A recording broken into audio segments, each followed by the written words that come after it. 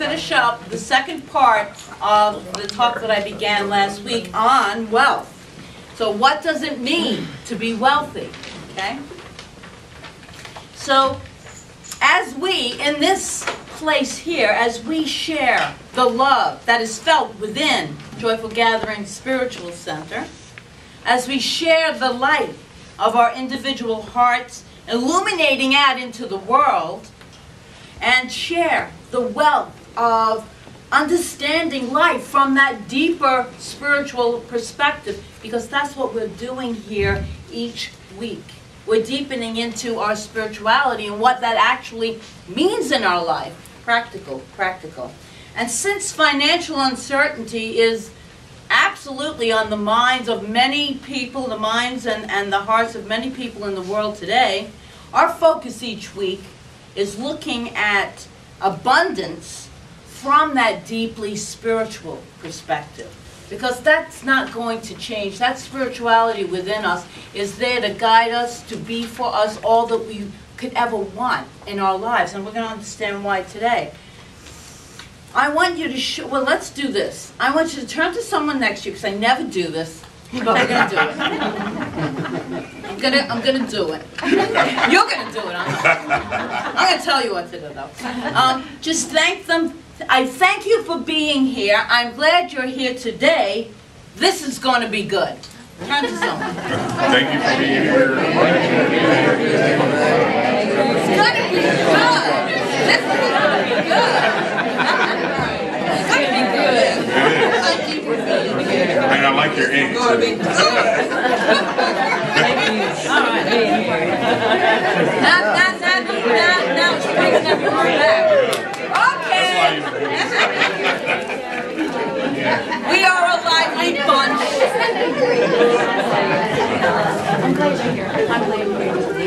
Okay, and anyone here not been to a religious science spiritual center? Raise your hand. Oh, if you haven't, that's fine. Well, everyone has. Okay. Well, all right. Well, you came last week too, so you came for the only time. Well, I don't talk about it too much of what we are. So I'm just going to do a quick synopsis here of what we believe in, the highlights of Science of Mind. These are the highlights. God is all there is. One presence, one power, one love, one reality. Not two gods, one God, and only God. That's the first thing that we believe in a unity. And that we are each incarnations, a manifestation, an emanation of the one God. And said another day, we are one with God. Or said yet another way, God lives, moves, and has her being through us. It's being through us. So this is the changeless part of our reality that we really believe in, the capital R reality, as us.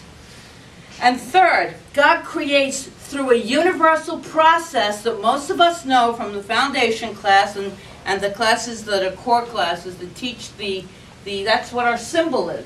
It's the creative process, which I'm not going to get into the whole thing right now. Okay. I could go on. Yeah. And we refer to this as the law. Just think of it this way. Okay? So the top, we're just going to divide it into three. Those are the joyful people in the middle. So this first part is the seed. And this middle part is the law, which is the soil. And the bottom part is the plant, the effect. So thought goes into substance, law, and becomes our reality. That's how we create. That's the shortest version I know. So we are each incarnations. We are each incarnations of this. And we access and activate it through our thinking. Our thoughts, our beliefs, our attitudes, our values, our actions, our words. And so all of those things create what we experience in our lives, or how we respond to things that come up in our lives, which then create the next experience. That's your Science of Mind overview for this morning. So for today, what does it really mean to be wealthy, part 2. So last week, and if you weren't here last week, it's on YouTube. You can watch it, it's under my name. We explored the passage of the master teacher Jesus when he said in the Gospels, it's easier for a camel to pass through the eye of a needle than it is for a wealthy man to get into heaven. the kingdom of heaven.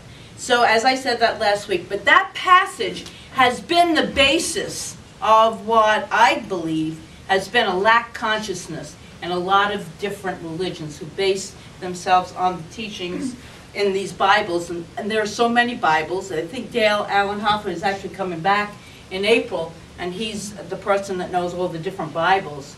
Well, that's a great workshop, and he'll talk too. But that is the basis that a lot of people live their lives in lack, and because a wealthy person, you can't be wealthy to enter into, that's what it says. But we took a deeper look at it last week, and we looked at the passage before and the passage after that particular one. And in Mark, in particular, it shed new light, bright light, on the meaning of what these words could mean. So we took it apart, and metaphysically it came to this. Let me get to it. It is easier for a camel to pass through the eye of a needle, hear this one, than it is for a man who looks to wealth as his God to find it, to find in it his security and happiness. But when we look to God first, he will find his wealth expanded 100-fold. That's that 100-fold. Expanded is what that means. Or said in an even simpler way, don't look to your wealth as your God, but look to God as your wealth. Hear this. Yeah. Look to God as your wealth. And when you do, you are wealthy in immeasurable ways. That's the way. We have it backwards. We look to the outer circumstance to provide us with wealth, of things, of whatever it is, when actually it's within. It's the God within that then outpictures to our experiences. And that's the beauty of New Thought, is taking this, and it makes so much sense to me, and it feels better. Doesn't it feel better? Mm-hmm. Sure feels better to me when I reinterpret the Bible. So last week we had a brief assignment, and that assignment was to expand our awareness to see and experience God as substance all around us. To pay attention, to be observant, as Mary Marcy would say, to notice what you're noticing. Pay attention to where your thinking goes. Pay attention to the beauty that's all around you, because it's there. We just don't pay attention. So I want to spend a few moments together exploring how wealthy we really are. We really are already. We're already wealthy, beyond what we even imagine. So last week we were to pay attention. And by paying attention, being grateful, seeing what we are really loving about our lives and grateful for, that expands it even more. It expands it even more. So this is from Mary Marcy also. She talks about how God deals, God's wealth, God's ideas. Well, ideas are God's currency. Ideas are God's currency. I love that. I love a lot of her teaching. So it thinks in ideas, so we can be wealthy in ideas. Don't you need an idea first before you invent something? Before you make a decision that could bring great wealth into your life? So God's currency is ideas. Yeah. So here's from Charles Fillmore in his book Prosperity. It's all about prosperity today. Wow. That was really great. So he writes, God's first currency is ideas. King Solomon was probably the world's richest man, and insofar as the world is concerned, he was a great success. He demonstrated prosperity. He did not ask God for riches. Let us note that carefully. He asked God for wisdom, for ideas. God is mind, and his gifts are not material, but spiritual. Not things, but ideas. Solomon asked for and received ideas and then developed them for himself because he was wise. All the world came to his court seeking his wisdom, and people paid him riches then in exchange for his wisdom. The ideas come first. They come first. Consistent with this is an affirmation that I love. Listen to this affirmation. It's very simple. I open my mind to rich ideas and rich results. I open my mind to rich ideas and rich... Yes, say it. I open my mind to rich ideas and rich results. That is a great affirmation. Write that one down. Take that one. Use it. Use it over and over again. So let me ask you this. How many ideas can one person have? Is there an allotted number? No. Do we get just a certain amount? No. Of course not. We are wealthy with ideas beyond measure. We are so wealthy with our creativity. And that's the point that I'm going to keep on, if you will, hammering home. Keep driving it in because it's what I need to hear also. But what does it take to bring an idea into physical, tangible experience? Hard work, elbow grease. Some people would say a lot of luck. Well, I say luck has nothing to do with it. Luck has nothing to do with it. And yeah, we do employ some elbow grease and hard work. There's nothing wrong with that. And there's nothing wrong with that. But they need to come after a few other things first. Okay, so there's a beginning part that I want us to kind of grasp that comes before the work and the elbow grease, the action part.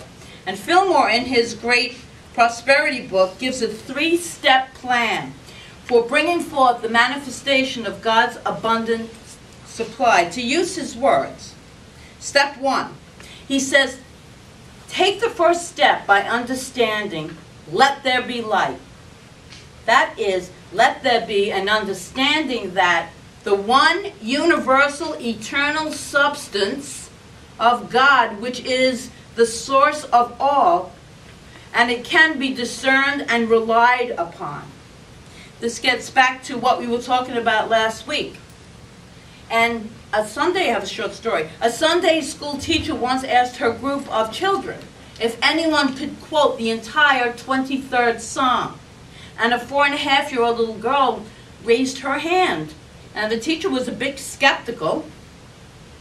She said, could you really quote the whole 23rd Psalm? And the little girl got up and she took a little bow and she said, the Lord is my shepherd. That's all I want. Think about that.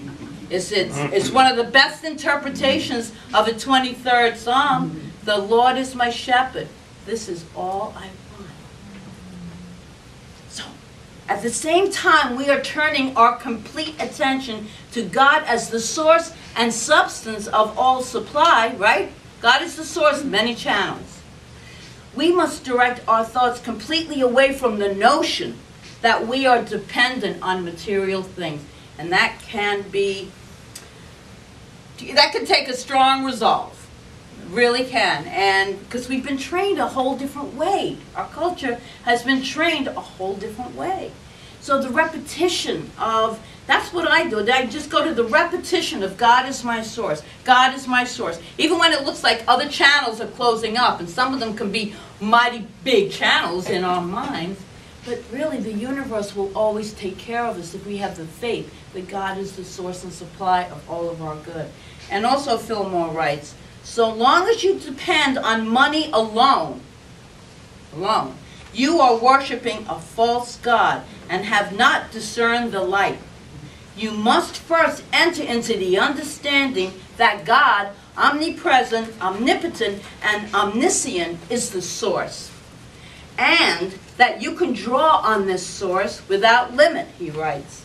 If you have established that light, you have begun your demonstration, and then you can go on to the second step, which is, he says, a firmament.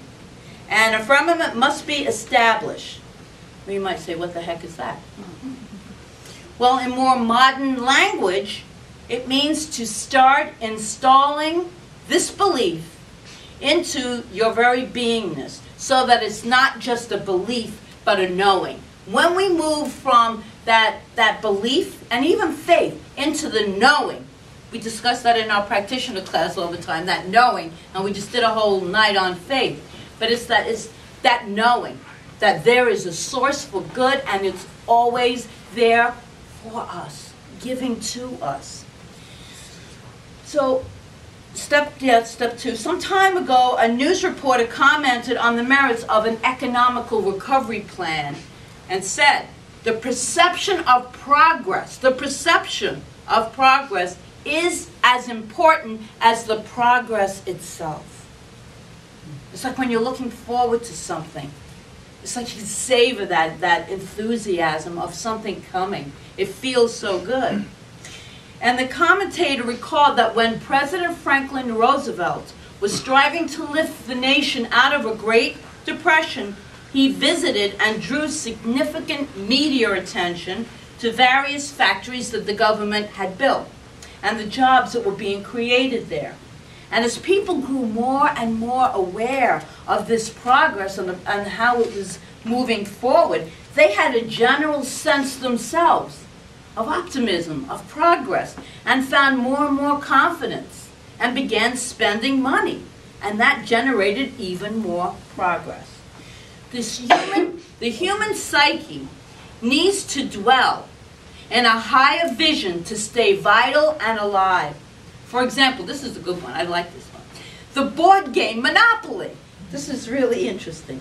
It became popular during the economical downturn of the 1930s. While the game had sold modestly before the Great Depression, then it took off and became America's #1 board game during that whole economic down spiral, if you will, the Depression. While people did not have a lot of money to move in their daily lives, moving around on the Monopoly board gave them this sense of richness. But the play money gave them this whole abundance consciousness. And they felt they got into the game. Remember, the law, that middle part, the soil, doesn't know if you're using your imagination or if it's a real thing, what we call real thing.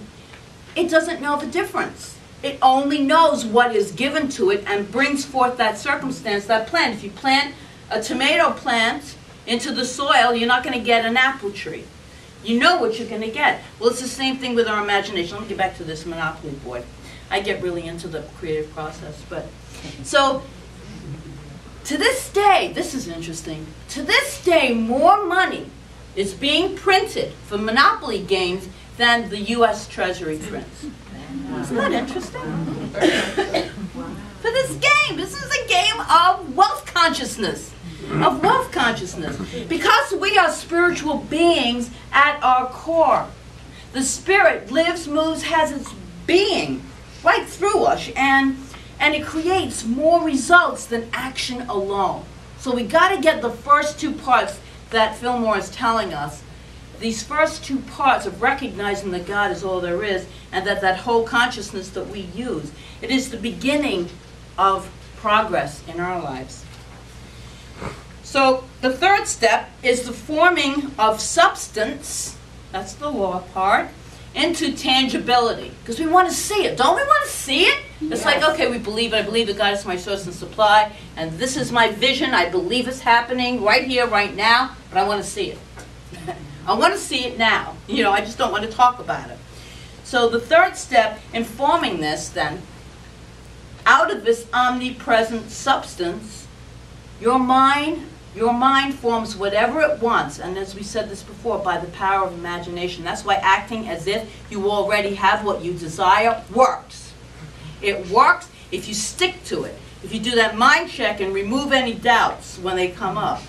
If it is food you need, see yourself as bountifully supplied with food.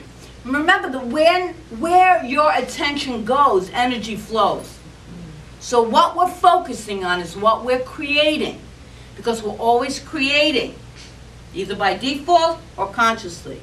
Better to do it consciously, right? You all know that we're all creating. We're creating our lives by our thinking, So, let's skip over that. I'm going to finish it. No, I'll read that. Okay. On prosperity again. Yeah, I don't want to keep it too long. But Fillmore again writes, because it's good, if the other steps of understanding and faith have not been taken first, faith has to be taken first.